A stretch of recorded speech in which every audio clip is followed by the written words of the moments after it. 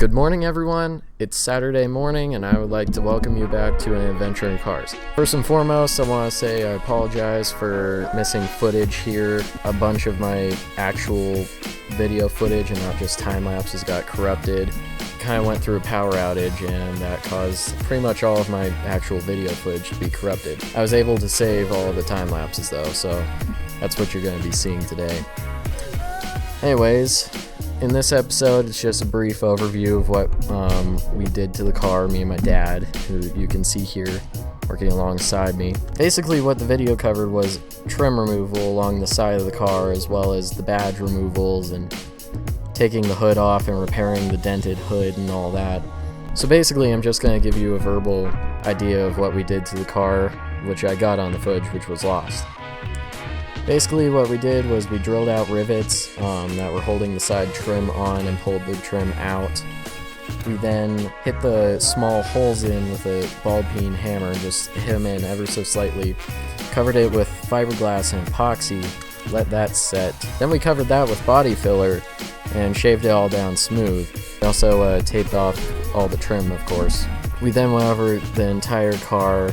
First 120 grit sandpaper, 220 grit sandpaper, and then 320 grit sandpaper until we had a very, very smooth end result.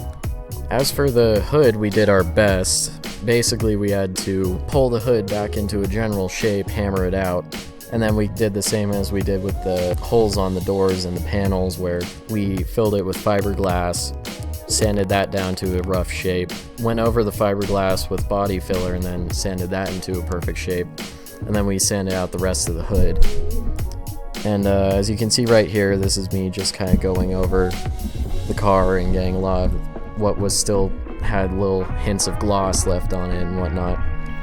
Overall, the paint on this car was actually kind of bad, to be honest. There was a lot of different paint ripples and whatnot, and from it being put on too thick.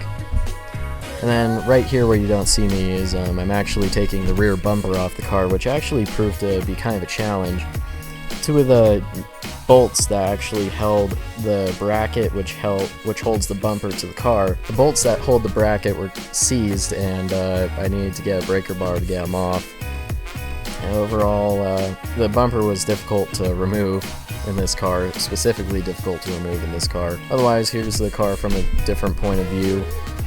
You can see we got most of the mat out. We're just working on filling in low spots in the paint and spots where there was bare metal showing, which we went over with a high build primer. From then on, it was just a lot of sanding down to get it smooth and going from 120 grit to 220 grit to 320 grit. One thing I have to say about these cars is they do get kind of a unanimous street cred, which I've ever experienced in my life, really. And my first car was a Mark V Volkswagen R32. And that was a great car, but it's kind of a sleeper of sorts. Like, no one knows that it's really fast or rare.